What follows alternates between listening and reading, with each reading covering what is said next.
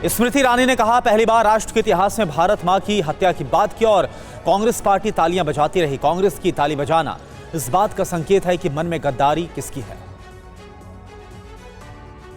स्मृति ईरानी ने कहा, मणिपुर खंडित नहीं है, विभाजित नहीं है। स्मृति ने कहा, इन्हीं के सहयोगी हैं जिन्होंने कहा था भारत का मतलब मात्र उत्तर भारत है। राहुल गांधी में हिम्मत है तो डीएमके के अपने साथी का खंडन करके बताएं। स्मृति ईरानी ने कहा, भारत जोड़ो यात्रा के दौरान राहुल अपने लोगों के साथ बर्फ से खेलते हुए नजर आए थे। उन्हें नहीं पता कि पीएम मोदी द्वारा 370 हटाने के बाद ही संभव हो पाया। स्मृति ईरानी ने कहा कि जो लोग चले गए हैं वो सुन लें, कश्मीर में धारा 370 अभी कभी नहीं लौटेगी। उन्होंने कहा, हम शौचालय की बात करते हैं तो ये हंसते हैं, महिलाओं से रेप पर ये हंसते हैं। विपक्ष के गठबंधन पर भी स्मृति ईरानी का हमला। कहा, आप इंडिया नहीं है क्योंकि भारत भ्रष्ट नहीं है। भारत वंशवाद में नहीं, योग्यता में विश्वास करता है। कश्मीरी पंडितों पर अत्याचारों पर क्यों भूल गए कांग्रेसी? सिख दंगों का दर्द क्यों भूल गई कांग्रेस? स्मृति ईरानी ने कहा कि राहुल गांधी महिला विरोधी हैं। स्मृति ने कहा, राहुल ने महिला सदस्य को अभद्र इशारे किए। राहुल गांधी फ्लाइंग किस मामले में महिला सांसदों ने स्पीकर से शिकायत की। बीजेपी की 22 महिला सांसदों ने स्पीकर ओम बिरला को पत्र लिखकर शिकायत दर्ज कराई है। सीसीटीवी की जांच करके कार्रवाई की मांग की गई।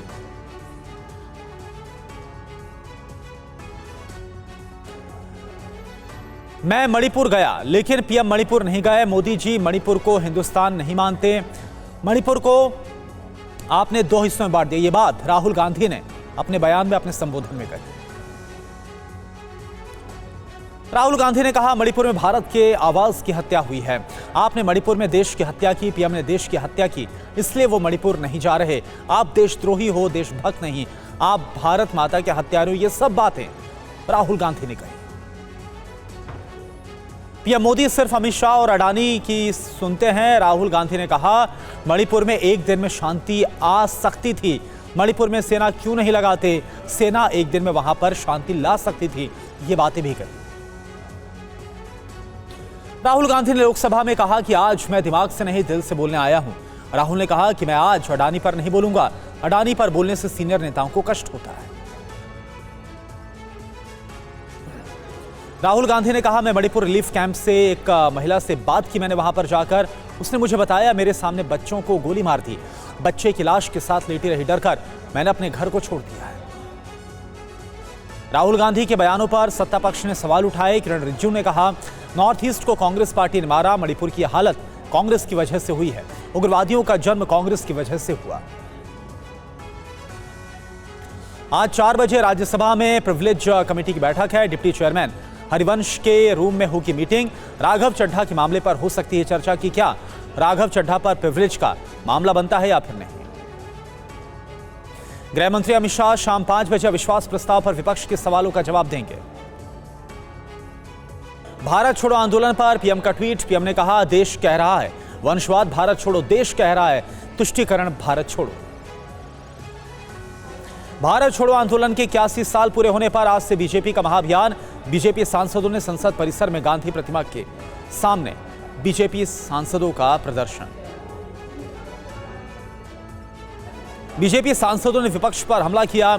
एसएस अहलूवालिया ने कहा कि तुष्टीकरण, भ्रष्टाचार और परिवारवाद, क्विट इंडिया को लेकर शपथ लेने की जरूरत है। मनोज तिवारी ने कहा, वो करप्शन इंडिया पार्टी है। लोकसभा स्पीकर ओम बिरला ने सदन की ओर से राष्ट्रपिता महात्मा गांधी समेत सभी स्वतंत्रता सेनानियों को श्रद्धांजलि अर्पित की। स्पीकर ने हिरोशिमा पर परमाणु हमले के हताहतों को भी श्रद्धांजलि दी।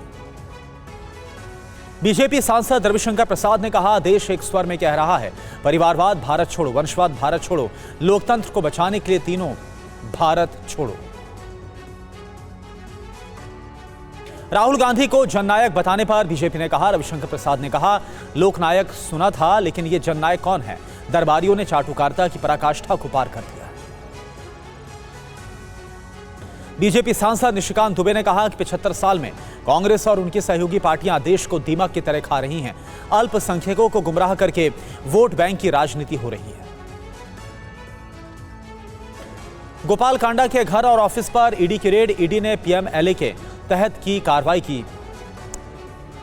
डीएमएल MDLR के बंद पड़े दफ्तरों पर भी ईडी की रेड जारी है। पंजाब के पूर्व डिप्टी सीएम ओपी सोनी की मुश्किलें बढ़ गई हैं। आय से अधिक संपत्ति के मामले में ईडी ने भी तफ्तीश शुरू कर दी है और साथ ही विजिलेंस ने उनकी संपत्ति, बैंक खातों व केस से जुड़ी जानकारी को मांगा है।